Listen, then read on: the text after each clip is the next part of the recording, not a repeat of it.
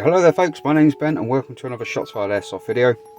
And today I'm just going to do a sort of a wrap up of the CM.132S that I modified in the previous video. So there's sort of a repair and review of this. It's originally a boneyard purchase. There's then a modifications guide and looking at options of what you can do with the Cyma CM.132S. And then this is going to be sort of like the actual refiring test. Testing out these polymer extended magazines and looking at sort of the effect that the stronger spring and hop-up rubber that we put in this gun during the modifications, see how that affected the firing performance. Okay, so the main upgrades that we made to this gun, we have a better battery, an M75 spring, which is not as strong as the M80 it could have in it, but is still quite a lot more potent than the standard spring, and it's got a Laylax 9 ball hop-up rubber in it. So we aren't talking about major modifications. We've got a standard barrel, standard gearing, pretty much everything box stock apart from those three items. Only thing we did do was add a sight mount to the top so that we can run a red dot sight, because this doesn't have any allowances or any rails for that. And I also messed around with a few accessories, just see what you can put on these for using in CQB. So the first subject I want to cover is firing velocity in these. Now, as standard, these would run around 195 to 205 FPS with a 0.2. They will hop a 0.23 out of the box, obviously with a reduction in firing velocity, but when you start getting towards the 0.25, they lose their effectiveness because these are firing at 140-ish FPS with a 0.25. One of the things I wanted to do was raise that to the point where we could fire a 0.25 gram BB roughly as powerfully as we could originally fire a 0.2 gram BB and have it hop all the way out to range. Because one of the things that you do see people do is they will fire a 0.2 and the gun is set to hop 0.2. When you put a 0.25 in, it will slow down the firing velocity because the BB is heavier, but also the drop isn't as big as it should be because people very rarely readjust the hop so that it's actually set to hop a 0.25 out at range. This will also dramatically reduce your FPS even further. So when you are hopping a 0.25 out of one of these set to hop a 0.25, the standard firing performance is dog slow. So if I bring up the chronograph footage, you'll see here we're now getting 185 to between 180 and 190 FPS, and this is set to hop a 0.25 out to range. So we're lagging behind by about 10 FPS behind where we would have been with a 0.2. But this is now firing a 0.25, so you can see the dual ratings are up to the 0.4s, whereas the stock firing performance of this gun is around 0.3, and I consider that to be quite a large improvement. This fires beautifully. It sends a 0.25 nice and far out to about 40-45 meters quite comfortably and quite accurately now, which I'm really happy with. Other thing is, in that process, by using the upgraded battery, we didn't slow down the firing performance of this weapon much, if at all. We actually slightly speeded that up, so this fires around half a round a second faster than it used to, which is good because obviously putting heavier springs in is going to put more load on the motor, more load on the battery, and the cycling actually slows down. So this now fires around 14.5 to 15 rounds a second, whereas before it was under 14. So I'm happy with the sort of velocity and cycling of this weapon. Just to add to that, we do in fact have the original barrel still in this gun, and we're probably giving away a fair bit of accuracy and probably about 10 to 15 FPS by not having, like say, a 6.01 type bore barrel in this. It does make quite a large difference. I believe these are 6.08 out of the box, which is neither tight enough to increase your FPS, nor is it wide bore enough to actually increase your accuracy at long range. It does work that way around, so the wider bore your barrel, the less the BB has contact with it, and the more it's cushioned by the air it's travelling with, so to speak. This ensures that your BB leaves the barrel with the spin that was imparted by the hop-up, not the little bits of spin from touching parts of the barrel on the way down the gun. And obviously the 6.01 barrels don't allow air to escape around the BB, so you get maximum barrel pressure for velocity. So that is why people talk about wide bore barrels and tight bore barrels. Wide bores are sort of great for sniper rifles that have a high firing velocity anyway, and that will carry the accuracy all the way down the range when you're not that fussed, when something's already putting out 500 FPS anyway. So this could be modified with a tight bore 6.01mm barrel maybe from PDI or something similar, and that will probably give us a good 10 to 15 FPS advantage over what it's got at the moment. So you could bring this up over 200 FPS again with the 0.25 quite happily. The barrel that's in here is not going to be fantastic quality, because a decent quality barrel is about 30 quid for one of these, 30 to 40 pounds, and this gun is I think about 75, brand new for the whole gun.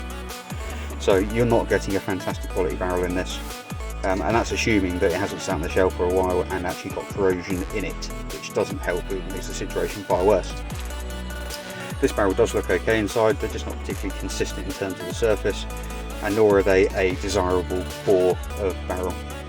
Okay, so if we look at the firing test now, the accuracy with the with the Lalax 9-ball hop-up rubber that's in there is really quite good. The first few shots in this, I kind of don't really get the aim of the gun. I've got it set to hop out quite a large distance. So when you bring it back to sort of 15 metres like I'm firing from with a 0.25, the first few shots are a bit wild, and then we kind of get in and we're just tapping around that bullseye within about 3-inch grouping, and from the hand that's pretty damn good.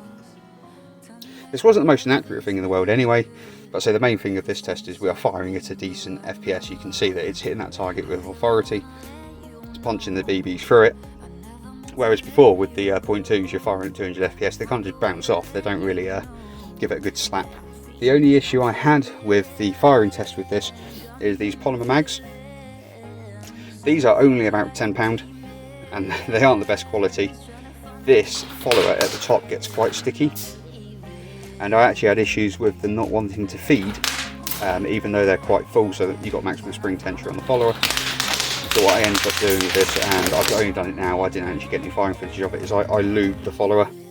So essentially a good dab of silicone lube at the top, and then pushed it back down with like a pin, and just kind of ran it a few times, and these now do actually work quite well. Obviously this is where the gun was modified to fit these, because they have this hump on the back, and that sits in like that. So that's in there, sits about the bottom of the gun, but this little lanyard sling point that was on here actually stops them from doing that standard, so you do have to make the modification. But I would say it is worth doing it for these, as long as you take care of the mags themselves. So the polymer mags just don't run quite as free as the metal ones, and even now it's like I'd probably re-lube that before I reused it, so I can feel how tight it gets at the top. It doesn't really want to compress, and when you've got a load of BBs in there, it just doesn't let it feed. The pen style mag though works still great, and this thing really does dump 30 rounds quick. The full auto on this, I wasn't even really aiming at the target, I was just kind of holding the gun out in front of me, aiming roughly at the box and let rip, and it will do that in 1.5 to 2 seconds, it'll put 2 at the most. The sight mount itself, it does work perfectly fine. I need a decent sight for it. I didn't actually use it in the firing test, because the sight that I've got is so dramatically offset that I think it's going to hinder me rather than help me. However, a decent quality red dot optic on this is going to give you an advantage. I would say that really for CQB the most you use on this would be a sort of a laser, underslung laser sight, so that you can acquire targets quickly without having to waste time looking down iron sights, or for a red dot, for example. But I've got to say, overall, for the money that these modifications cost, I think the battery was £9, the polymer mags are £10 each, and do work after you've glued them, and then we've got the actual spring itself was about £6.99. Now it took about 3 hours to modify the gun in total. I did have the issue where I broke the hop-up arm, however I managed to find a spare pistol in parts and fix it. I think it's a really rather handy dandy CQB weapon. They're not bad out of the box, it's just that weighted BB, the slow firing FPS. If you get hit from 10 foot with a 0.25 travelling at 200 FPS, you're going to feel it. If you get hit by a 0.2 travelling at 200 FPS, you're not going to feel it as much. You could get people miss hits, and they aren't cheating, they just genuinely don't feel it, because these things don't pack that much of a punch out of the box. With this kind of modification, if they're not calling their hits, it's either hitting them on a tack vest, which is one of my personal pet hates in CQB.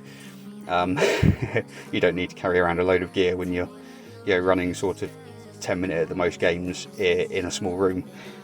yeah, I'm happy overall with this gun. I am going to do the barrel in it.